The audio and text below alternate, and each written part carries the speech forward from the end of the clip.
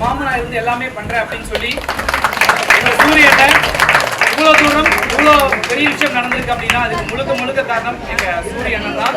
ரொம்ப ரொம்ப நன்றிங்க.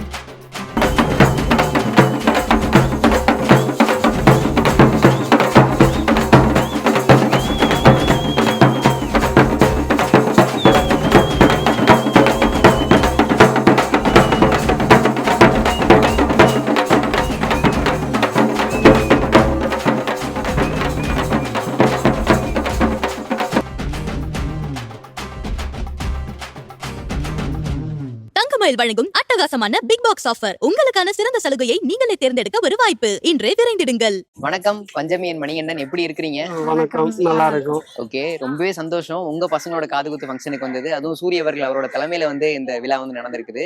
எவ்வளவு நிறைவா இருக்கு உங்களுக்கு இந்த விஷயம்? ரொம்ப மனசு நிறைவா நிம்மதியா இருக்கு. இந்த ஒரு குறையும் இல்லாத நல்லபடியா இந்த அளவுக்கு நாங்க நடத்துவோமான்னு கூட தெரியாது அந்த அளவுக்குலாம் நினைக்கல. ஆனா அவ்வளோ ஒரு திருப்தியா நடந்து முடிஞ்சது. அண்ணனோட தலைமையில இல்லை, அண்ணன் தான் எல்லாமே நடத்தினாரு. அதுல அவ்வளோ சந்தோஷமா இருக்கு, அவ்வளோ நிம்மதியா இருக்கு. ரொம்ப ரொம்ப சந்தோஷமா இருக்கு. நாங்க எதிர்பார்க்காத சந்தோஷம்.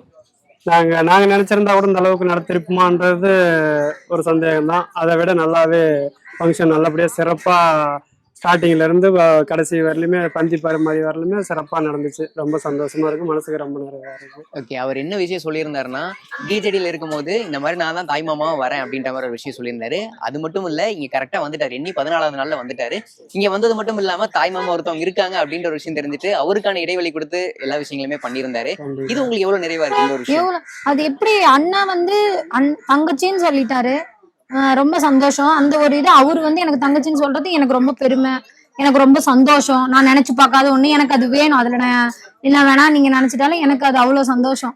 அப்படின்னும் அது என்னால முடியல. அவரு ஆமா தம்பி இருக்கான், இருந்தாலும் 3 பேர் இருக்காங்களே, இவனாவது ஒரு அவன் வச்சுக்கிட்டோம்.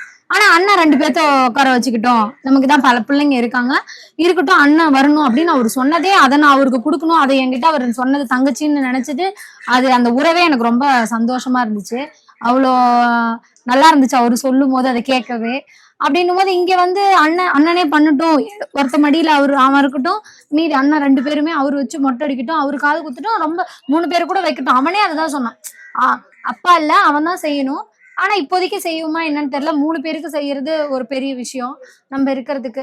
சரி செய்வோம் அப்படியே தள்ளி போயிட்டே இருந்துச்சு. ஆனா 3 பேத்துக்குமே நான் செய்யறேன் அப்படின்னு சொல்லி அண்ணன் சொல்லி, நான் செஞ்சா என்ன அவன் செஞ்சா என்ன, ஆனா அவனும் இருக்கட்டும், அவன் தானே தாய் மாமன் அப்படின்னு சொல்லி ஒரு எதிர்பாராத திருப்பத்தை இங்க கொடுத்து எல்லாரும் மனசையும் எங்க ஊர்ல இருந்து வந்தவங்க அவங்க ஒண்ணு நினைச்சிருப்பாங்க இல்லையா, அவங்களாம் ஏதாவது ஒண்ணு மனசுல நினைச்சிருப்பாங்க. ஆனா அவங்க யாரு சொல்லுக்குமே இடம் கொடுக்காத மாதிரி அண்ணா அப்படியே திருப்பி அவ்வளோ ஒரு எல்லாருமே வாயடிச்சு போற மாதிரி ஒரு விஷயத்த அவனும் உட்காந்து பண்ணட்டும், அவன் பண்ணட்டும், அவனோட இதை நான் எதுவும் பண்ணக்கூடாது, நானும் இருக்கட்டும் அவனும் இருக்கட்டும்னு சொல்லி எல்லாரும் மனசையும் திருப்திப்படுத்தி அண்ணன் அதை செஞ்சுட்டு அவனுக்கு அந்த இது கொடுத்ததுல ரொம்ப சந்தோஷம். ஓகே, நீங்க?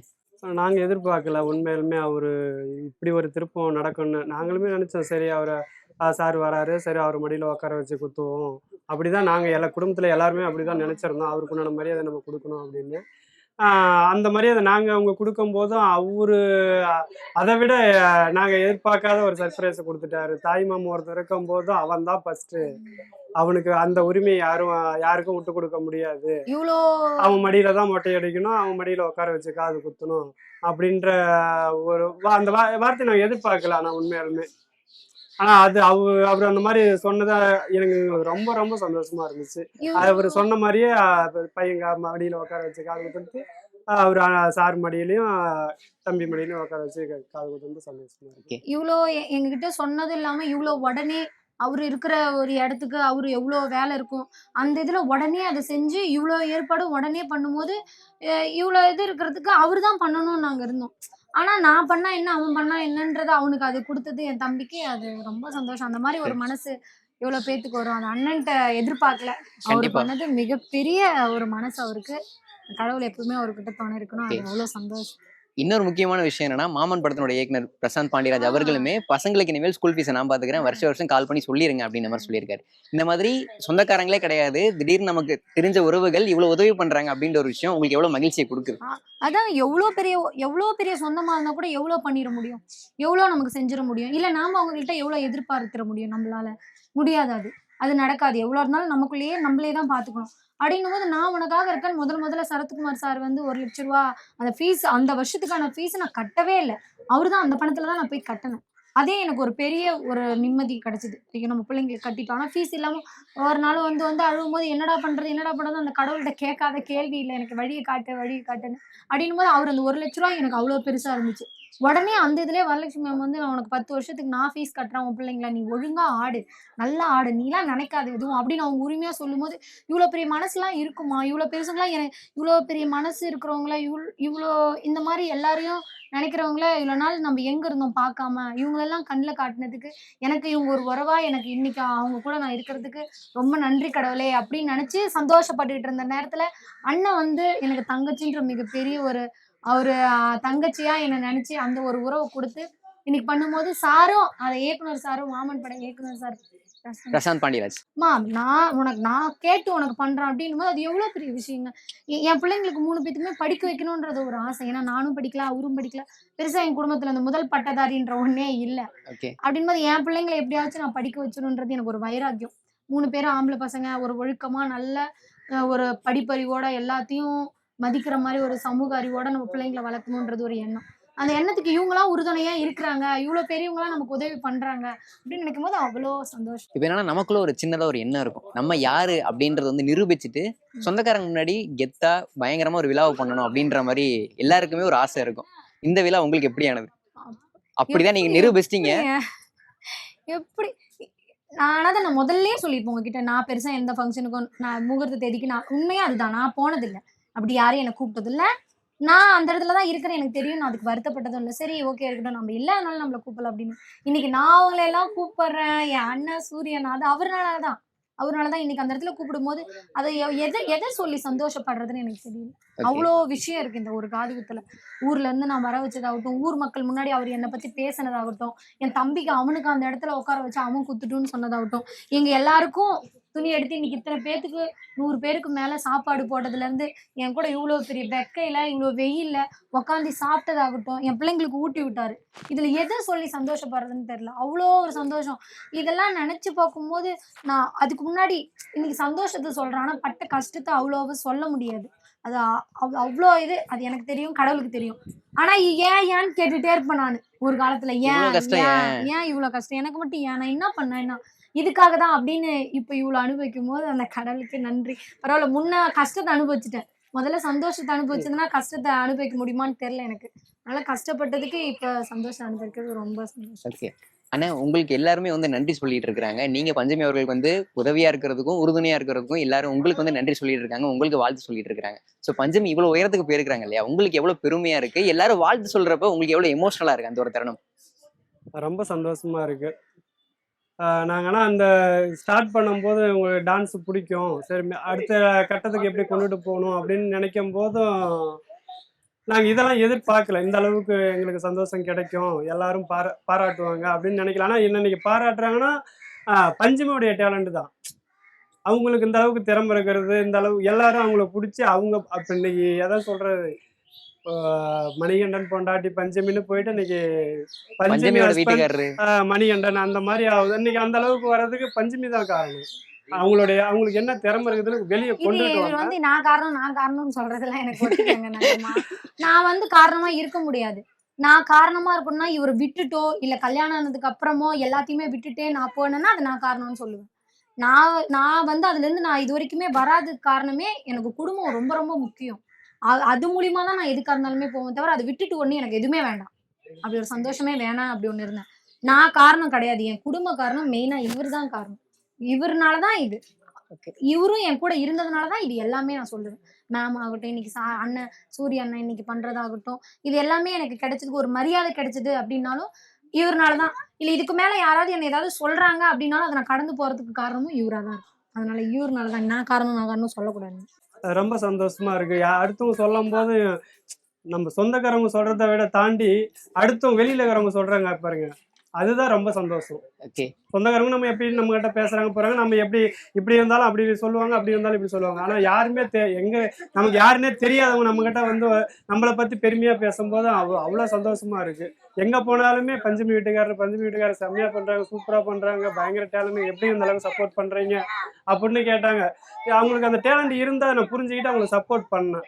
சப்போர்ட் பண்ணதான் நீங்க இந்த அளவுக்கு வளர்ந்து நிக்கிறாங்க. மக்கள் சப்போர்ட்டும் அதிகமா இருக்கு. அதுவும் பஞ்சமிக்கு நாங்க எதிர்பார்க்கல, ஆனா எதிர்பார்க்காத அளவுக்கு சப்போர்ட் பண்றாங்க. அது நினைச்சா ரொம்ப சந்தோஷமா இருக்கு. ஓகே. இப்ப நீங்க சொன்ன மாதிரி தான் இப்ப வெளியில எங்கேயாச்சும் நீங்க போகும்போது நிறைய பேர் சொல்லுவாங்க பஞ்சமி சூப்பரா டான்ஸ் ஆனாங்கப்பா, டிவியில பார்த்தேன்ப்பா அப்படின்ற மாதிரி உங்ககிட்ட பெருமையா சொல்லுவாங்க. அப்போ உங்களுக்குள்ள ஒரு கெத்து ஒரு காலரை தூக்கி விட்டு நல்லா பெருமையா சுத்தணும் போல அப்படின்ற மாதிரி ஒரு இல்ல, காரணம் வந்திருக்கும். நான் அந்த மாதிரி நினைச்சது இல்ல. நான் என்னைக்குமே அந்த மாதிரி நினைச்சது இல்ல. சரி போயிட்டு இருக்கு, இன்னும் ப்ரோகிராம் முடியல, அடுத்த கட்டம் என்ன, அதுக்கு அடுத்த கட்டம் என்ன, அடுத்தது என்ன நடக்க போகுது, எப்பயுமே நான் அப்படிதான் நினைப்பேன். பஞ்சமியை பொறுத்தவரையிலும் வந்து ஒண்ணு சொல்லவா, சந்தோஷத்தை அனுபவிக்கிறதுக்கு எங்களுக்கு கொஞ்சம் பயமா இருக்கும். எதனாலங்க? ஏன்னா அது எங்க விட்டுட்டு போயிருமோ, எல்லாரும் சொல்றாங்க சந்தோஷம் மகிழ்ச்சியா இருக்கு, முயற்சி பண்ணதுக்கான இவ்வளவு பெரிய இதெல்லாம் கிடைக்கணும்னு நிஜமா நினைச்சு பார்க்கல, அதை விட பெருசா கிடைச்சிருக்கு.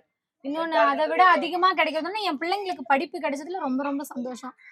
எங்களோட பாதி ஆயுசே அதுல இருக்குது. எங்களோட வாழ்க்கையோட முக்காவாசி பங்கே அந்த படிப்புன்ற ஒரு விஷயத்துல இருக்கு. அது கிடைச்சதுல ரொம்ப சந்தோஷம். இது வந்து மக்கள் பாக்குறாங்க, நான் ஆல்ரெடி ஜெயிச்சுட்டேன், நான் இன்னும் வந்துட்டேன் அப்படின்னு சொல்றதுக்கு எனக்கு இன்னும் வரல. ஏன்னா வந்து நான் முயற்சி பண்ணிட்டு இருக்கேன். அதுக்கான எனக்கு ஒரு இப்போ 10வது பாஸ் பண்ணா அடுத்து 11வது 12வது இருக்குல்ல, அந்த மாதிரி இப்போ 12வது பாஸ் பண்ணா காலேஜ் இருக்கு, வேலை இருக்கு, அந்த மாதிரி ஒரு இதுதான் எனக்கு. இன்னும் இதை தாண்டி இதை தக்க வச்சுக்கிறதுக்கு ஒரு கரெக்டா நான் இருக்கணும் எல்லா விஷயத்துலயும். இப்போ வந்து இதுல இருக்க டான்ஸ் ஆடுனா நல்லா டான்ஸ் ஆடணும், எல்லாருக்கூடயும் அன்பா இருக்கணும், எல்லாருக்கூடயும் மரியாதையா இருக்கணும். இன்னும் இதுல நிறைய இருக்குல்ல, அதுல எல்லாத்துலயும் நான் கரெக்டா இருந்தாதான் நான் முழுசா நான் இருக்கிறேன் அப்படி சொல்லி அனுபவிக்க முடியும். இதுல நான் பயணிச்சுட்டு இருக்கிறேன், அதுல கிடைக்கிற ஒரு சின்ன சின்ன வெற்றி, அதுல மகிழ்ச்சி. மற்றபடி ஜெயிச்சுட்டேன் அந்த ஒரு இது பெருசு அந்த மாதிரி எங்க 2 பேத்துக்குமே கிடையாது. அதுல பயம்தான் இருக்கு. இப்ப இதை நான் அடுத்து இதை விட இன்னும் பெருசா வருமே, இப்போ ஒரு இதே நல்லா ஒரு மார்க் இது வாங்கிட்டோம், இப்போ ஒண்ணு ஜெயிச்சுனா இதை விட அதிகமா அடுத்த இதுல காட்டணும் இல்லைங்களா? அப்ப அதுக்கு நம்ம என்ன பண்றோம் அந்த பயம் தான் இருக்குமே தவிர அந்த சந்தோஷத்தை அப்படியே நிறுத்திடுவோம். நானு சரி ஓரமா இப்போ அடுத்து வேலை இருக்கு எனக்கு அப்படின்னு அது அந்த மாதிரி பெருசா மாதிரி இல்லை. சந்தோஷம் மகிழ்ச்சி எல்லாருக்கும் என்ன நினைக்க, அதுதான் நான் சொல்றேன். இந்த அளவுக்கு மத்தவங்க திட்டுறவங்களை எனக்கு ஒரு பக்கம் காயமா தான் இருக்கு, வருத்தமா இருந்தாலும் என்னை பத்தி நிறைய சந்தோஷமா நினைக்கிறேன். நிறைய பெண்களை நான் பாக்குறேன், நிறைய ஆண்களை பார்க்கும்போது அது எனக்கு ரொம்ப ஆறுதலா இருக்கு. அவங்களுக்கு எல்லாத்துக்கும் ரொம்ப ரொம்ப நன்றி. ஓகே. பஞ்சமி அவர்கள் வந்து முதல்ல எனக்கு டான்ஸ் ஆட ஆர்வம் இருக்கு, நான் டான்ஸ் நல்லா பண்ணுவேன் அப்படின்னு சொல்லும் போது உங்களுக்கு என்ன விஷயம் தோணுச்சு, உங்களுக்கு என்ன ஆசை இருந்துச்சு உங்களுக்குள்ளுக்குள்ள? இல்ல, அவங்க முதல் சொல்லும் போது நான் கொஞ்சம் இதாக தான் இருந்தேன். அவங்க சொன்னாங்க, அவங்க ஆசையை சொன்னாங்க, ஆனா சரி நிறைவேற்றணும்னு நினைச்சேன். ஆனா நான் அப்ப அவங்க சொல்ற டைம்ல அது நிறைவேற்றுற சூழ்நிலை நான் இல்லை. பசங்க, அதாவது பசங்க சின்ன சின்ன பசங்க, சரி இந்த டைம்ல சொல்றாலே பசங்களை பார்க்கணும், 3 பசங்கையும் பார்க்கணும், ஸ்கூல் அனுப்பணும். அப்ப வந்து சின்ன பசங்க தேடுவாங்க, ஸ்கூல் போகல, இவங்க தான் பாத்துக்கிட்டு இருந்தாங்க. அந்த டைம்ல சொல்லும் போது சரி பார்ப்போம், பசங்க ஸ்கூல் ஃப்ரீ ஆகட்டும், ஃபர்ஸ்ட் ஃப்ரீ ஆகிறதுக்கு நம்ம எதுவும் பண்ண முடியாது, ஃப்ரீ ஆனதுக்கு அப்புறம் எதா இருந்தாலும் யோசிக்கலாம் அப்படின்னு நினைச்சேன். அதுக்கப்புறம் சின்னவன் கொஞ்சம் வளர்ந்து ஸ்கூல் போக ஆரம்பிச்சான், 3 பேருமே ஸ்கூல் போக ஆரம்பிச்சு. சரி அதுக்கப்புறம் இப்ப வீட்டுல சும்மா இருக்கா, என்ன பண்ணலாம், சரி அன்னைக்கு இந்த வார்த்தை சொன்னாலே அவளுக்கு டான்ஸ்ல இன்ட்ரெஸ்ட்னு, சரி அதை முயற்சிக்குமா அப்படின்னு முயற்சி தரணும் தான் அன்னைக்கு இந்த அளவுக்கு. ஓகே. நீங்க வந்து ஞாபகப்படுத்தவே இல்லை, எனக்கு டான்ஸ்ல இன்ட்ரெஸ்ட்னு நான் சொன்னேன், ஏதாச்சும் பண்ணி கொடுங்க அப்படின்னு நீங்க திரும்ப கேட்கவே இல்லை. ஒரே ஒரு தடவை தான் நீங்க கேட்டீங்க, ஞாபகம் வச்சு பண்ணிட்டாரு. இந்த ஒரு தருணம் எப்படி இருக்கு உங்களுக்கு? ஞாபகம் வச்சு பண்ணிட்டாரு, என்னைக்கே ஒரு நாள் அது சாத்தியப்படுத்தி காட்டிட்டாரு. அது ஞாபகம் வச்சு பண்ணதுக்கு அதுதான் நான் சொல்றேன்ல. நீங்க முதல்ல வந்து என்ன இவர் சொன்னார்ல நான் காரணம் அப்படி சொன்னா, நான் காரணம் இல்ல. அதுக்கு முதல்ல வந்து கல்யாணம் பண்ணமா, என்னோட கனவா ஒண்ணு இருந்தது, என்னோட கனவு. அப்பா அம்மான்னு ஒரு குடும்பத்துல நினைக்கும்போது அந்த சரி அதை பண்ணுவோம், அவங்களோட ஆசை நான் குடும்பத்துல நல்லபடியா வாழணும். சரி அதை பண்ணும்போது அவருக்கு என்ன ஆசை, நான் அவர்கிட்ட அன்பாவும் ஒரு நல்ல அம்மாவும் நல்ல மனைவியாவும் இருக்கணும் அவருக்கு. அப்ப அதை நம்ம பண்ணுவோம். என்னோடத சொல்லல, முதல்ல அவங்களுக்கு என்ன வேணும் அதை நான் சரியா இருந்துக்கிறேன்னு அப்படி இருந்ததுனால அவரு என்கிட்ட கேட்கற தருணம் வந்துச்சு சூழ்நிலை. அப்ப நான் சொல்லும் போது அவருக்கு நான் இருந்ததுனால எனக்கு பண்ணுன்ற எண்ணம் அவருக்கு இருந்துச்சு, அது அப்படியே நடந்துருச்சு. ஓகே. இப்போ டிஜேடி வாய்ப்பு வரும்போது உங்களுக்கு ஏதாச்சும் தயக்கம் இருந்துச்சா? ஊர்ல டிவிக்கு போய் நம்ம டான்ஸ் பண்றோம் அப்படிங்கும் போது ஊர்ல ஏதாச்சும் பேசுவாங்க, ஏதாச்சும் ஒரு விஷயம் சொல்லுவாங்க அப்படிங்கிற மாதிரி உங்களுக்கு தயக்கம் இருந்துச்சா? கண்டிப்பா இருந்துச்சு, அது ரொம்பவே இருந்துச்சு. அதுக்கு முன்னாடி கிளாஸ் போகும்போதுமே ஊர்ல சொல்லுவாங்க, என்னப்பா 3 குழந்தை பிறந்துருச்சு, டான்ஸ் கிளாஸ் அனுப்புற, எவ்வளோ பேர் சொல்லுவாங்க, அட்வைஸ் பண்ணுவாங்க, வேற மாதிரியும் பேசுவாங்க. இந்த டைம்ல இப்படி போய் அனுப்புறியே, உனக்கு ஏன் இந்த மாதிரிலாம் பண்ணிட்டு இருக்க, உனக்கு குடும்பத்தை கரெக்டாக கொண்டு போகணுன்ற ஒரு எண்ணம் இல்லையா அப்படின்ற மாதிரி பேசுனாங்க தான். எவ்வளவோ பேசியிருக்காங்க. அது கஷ்டமா தான் இருந்துச்சு. அதையும் தாண்டி அது என்னுடைய மனைவியுடைய கனவு. அது இன்னைக்கு இவங்க சொல்லுவாங்க, அன்னைக்கு ஒரு வேற மாதிரி சொல்லுவாங்க, அதே வளர்ந்ததுக்கு அப்புறம் வேற மாதிரி சொல்லுவாங்க. அது மனுஷனுடைய இயல்பு அது. அதனால அவங்கள பத்தி நம்ம கவலை பண்ணணுன்ற எண்ணம் நமக்கு கிடையாது. நம்ம மனைவிக்கு அது பிடிக்கும், அதை நாம பண்ணுவோம். அடுத்தவங்க சொல்றாங்க அப்படின்றதுக்காக அதை ஏன் நாம நிறுத்தணும்? அது அடுத்தவங்க கனவு இல்லையா, நம்ம பொண்டாட்டி கனவு. அதை நாம தான் நிறைவேற்ற முடியும், அடுத்தவங்க நிறைவேற்ற முடியாது இல்ல. அதனால அதை நினைச்சு நான் எப்படியாவது செய்யணும் அப்படின்னு நினைச்சு அடுத்தவங்களை பத்தி நான் கவலைப்படவே இல்லை. அதுதான் முக்கியமான காரணம். எங்க வீட்லயே கூட வீட்லயும் சொல்லியிருக்காங்க. அது அவங்கள்ட்ட கூட நான் சண்டை போடுவேன். அவ கனவு அதை நான் நிறைவேற்றணும்னு நான் நினைக்கிறேன். எவ்வளவு வந்தாலும் நான் பாத்துக்கிறேன். இதுல அடுத்து ஏன்னா அதுல கஷ்டப்பட போறதும் நான் தான், சந்தோஷப்பட போறதும் நான் தான். என்ன மீறி தான் அடுத்தவங்க அந்த சந்தோஷமா இருந்தாலும் கஷ்டமா இருந்தாலும் பட போறாங்க. அப்படி இருக்கும்போது அதை ஏன் நம்ம நிறுத்தணும்? அடுத்த கட்டம் என்ன முயற்சி அதை நம்ம செய்வோம் அப்படின்ட்டு யாரை பத்தி நான் கவலைப்பட்டதே இல்லை. அது அப்படி கவலைப்படாம இந்த அளவுக்கு நான் இறங்கி இதில் பயணிச்சதாலதான் இன்னைக்கு இந்த ஒரு இடத்துல நாங்க இந்த அளவுக்கு பேட்டி கொடுக்குற அளவுக்கு நிற்கிறோம் அப்படின்றது அது சந்தோஷமா இருக்கு. ஓகே, இப்ப வீட்லயே இருக்கட்டும், வெளியில உள்ளவங்களா இருக்கட்டும், அவங்க சில விஷயங்கள் சொன்னாங்க இல்லையா, தடையா சில விஷயங்கள் சொன்னாங்க இல்லையா. இன்னைக்கு வந்து பஞ்சமி ஒரு விஷயத்த ப்ரூவ் பண்ணிட்டாங்க, நிரூபிச்சிட்டாங்க. அவங்களுக்கு ஒரு நல்ல நிலைமை இருக்கு. இன்னைக்கு அவங்க என்னென்ன விஷயங்கள் சொல்றாங்க? கண்டிப்பா இன்னைக்கு பெருமையா பேசுறாங்க. அதான் சொல்றேன், மனுஷனுடைய இயல்பு அதுதான். அப்படி இப்படி போனாலும் வேற மாதிரி பேசுவாங்க, அப்படி போனாலும் வேற மாதிரி பேசுவாங்க. அன்னைக்கு அப்படி சொன்னவங்க இன்னைக்கு பெருமையா பேசுறாங்க. அன்னைக்கு அவங்க பேச்சு நான் கேட்டுக்கிட்டு அதை நிறுத்துதுன்னா இன்னைக்கு இந்த பெருமை எங்களுக்கு கிடைக்க போறோம். இந்த பெருமை இன்னைக்கு அவங்களே வந்து இந்த மாதிரி பெருமையா பேசுறன்ற அளவுக்கு நாங்க வளர்ந்துருக்க முடியும். அப்படிங்கும்போது ரொம்ப சந்தோஷமா இருக்கு. ஆனா பேசுறாங்க, இன்னைக்கு சந்தோஷமா பேசுறாங்க. பரவாயில்லப்பா, நீ நினைச்சதை சாதிச்சுட்ட.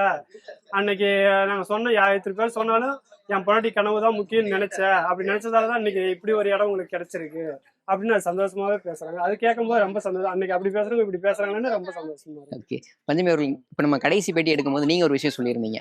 என்னன்னா, ஊர்ல நான் ஒரு வேலை செய்யும் போதும் நான் இந்த விஷயங்கள்லாம் பண்ணும் போதே நான் அசிங்கப்படுத்தி இருக்கிறாங்க அப்படின்ற மாதிரி சில விஷயங்கள்லாம் சொல்லியிருந்தீங்க நீங்க. இன்னைக்கு அவங்க என்ன விஷயம் சொல்றாங்க? அவங்களாம் அப்படி பாக்குறாங்க. பாக்குறதுதான் எனக்கு எல்லாம் நடக்குது, இதெல்லாம் சந்தோஷம், எல்லாமே நல்லபடியா நடக்குது. அதைய தாண்டி ஒருத்தவங்க நம்மள நினைக்கிறாங்க, நம்மள வந்து தப்பா சொல்றது, இது என்ன ஓவரா பண்ணுது. ஏன்னா அந்த இடத்துல இருந்து வந்தவங்க எவ்வளவு பேர் அதை உணரும் போது எனக்கு அது நல்லா இருக்கு. பத்தியா, நம்மள மாதிரியே இவங்க நினைக்கிறாங்களே, அவங்களுக்கு அது புரியுதே அப்படின்னு சொல்லிட்டு அதை புரிஞ்சுக்காத சில பேர் சொல்லும்போது அது கஷ்டமா இருக்கு. ஆனா என்னை கஷ்டப்படுத்தினவங்க இன்னைக்கு அதை பாக்குறாங்கன்னும் போது அதையெல்லாம் தாண்டி அவங்க பாக்குறாங்களா, அப்ப நம்ம இங்கேதான் இருக்கணும் அப்படின்னு தோணுது. ஓகே, அதையும் தாண்டி நீங்க இன்னொரு விஷயமும் சொல்லியிருந்தீங்க, நான் நிறைய அவமானங்களை சந்திச்சிருக்கேன், அதனால நிறைய காயமும் பட்டிருக்கிறேன் அப்படின்னு மாதிரி சொல்லியிருக்கிறீங்க. இப்ப அந்த காயெல்லாம் ஆறி இருக்குன்னு நாங்க நம்புறோம். அது வந்து அந்த காயத்துக்கு வந்து ஒரு ஆறுதல். இப்ப இதெல்லாமே நடக்கும், ஆனா என்னைக்குமே மறக்காது, என் வாழ்நாள் முழுக்க மறக்காது. அதை நான் இப்போ இதை நினைச்சு சந்தோஷப்படுறேன். அந்த காயம் ஃபர்ஸ்ட் எனக்கு வந்துடும், அந்த அவமானப்பட்டது நான் வந்துடும். எனக்கு ஏன் தெரியுமா நான் ஸ்டேஜ்ல அழுகுறேன், அந்த ஒரு சந்தோஷமா எனக்கு இப்போ இதெல்லாம் நடக்குது இல்லைங்களா, இந்த சந்தோஷத்துக்கு இது நடக்கும் போது எனக்கு முதல்ல அதுதான் வருது. நான் அவமானப்பட்ட விஷயம் தான் எனக்கு முதல்ல டக்குன்னு வருது. அப்ப அந்த விஷயத்த நினைச்சு பார்த்து இதுக்கு நான் வருவேன்னு நினைச்சு பார்க்காத போது அது நடந்துருச்சு. இது நடக்குமான்னு எனக்கு தெரியாது, ஆனா இது நடக்கும்போது அந்த நிகழ்வு எனக்கு வரும்போது எனக்கு அறியாமலே அது வருது. ஓகே, அது வேணும்னு அது இல்ல, அந்த சந்தோஷத்துக்காக முதல்ல வர்றது கிடையாது. அன்னைக்கு பட்டமே, அன்னைக்கு அதுக்கு காரணமா நான் இருந்திருக்க மாட்டேன். நான் ஒரு தாட்டி அவமானப்படும் போது, என்ன வேலை செய்யற இடத்துல அவமானப்படுத்தும் போது, முதல்ல நான் டான்ஸ் கிளாஸ் போகும்போது என் குடும்பத்துல சொல்றதாகட்டும், என்ன ஒரு இடத்துலயும் அசிங்கப்படுத்துறதாகட்டும், சொந்தக்காரங்களே இது வேற மாதிரி என்ன நினைச்சதாகட்டும், அது எல்லாத்தையும் அதை வாங்கிக்கிட்டு நான் அந்த இடத்துக்கு திரும்ப போயிட்டு இருந்தேன். அந்த டான்ஸ்னு ஒரு விஷயத்த பண்ணிட்டு இருக்கும்போது இன்னைக்கு அந்த இடத்துல இவ்வளவு பெருசு நடக்கும்போது அவங்களே எல்லாரும் வரும்போது, எல்லாரும் இன்னைக்கு நாங்க இருக்கிறத பார்க்கும்போது அவங்க பாக்குறாங்க, எனக்கு தெரிய வருமா, அவங்க எனக்கு சொன்னதுதான் வருது எனக்கு ஞாபகம். அப்போ வந்து அந்த கடவுளுக்கு நன்றி சொல்லிட்டு இந்த சந்தோஷத்தை நான் சிரிக்கிறேன். அப்ப அது முதல்ல எனக்கு அதனாலதான் அந்த அழுகு வருது எனக்கு. ஓகே, அது எப்பவுமே மறக்காது. கண்டிப்பா. இப்ப டிஜேடி எங்களோட வாழ்க்கையில இந்த முன்னேற்றங்களை ஏற்படுத்தி இருக்கு, இந்த மாற்றங்களை ஏற்படுத்தி இருக்குன்னா என்னென்ன விஷயங்கள் நீங்க சொல்வீங்க? சொல்லிடுறேன். சரி, நீங்க சொல்லுங்க. என்ன, இதுக்கு எல்லாமே ஆரம்ப புள்ளி. இன்னைக்கு அவர் சொல்றாரு இல்லையா, உங்க மனைவி நல்லா ஆடுறாங்க, அந்த மாதிரி எவ்வளவு பெண்கள் நினைக்கிறாங்க. அது எனக்கு இப்பதான் தெரிஞ்சது. அதாவது முன்ன தெரியல எனக்கு, நான் அவ்வளோக்கா யார்ட்டையும் பேசல, அதனால எனக்கு தெரியல.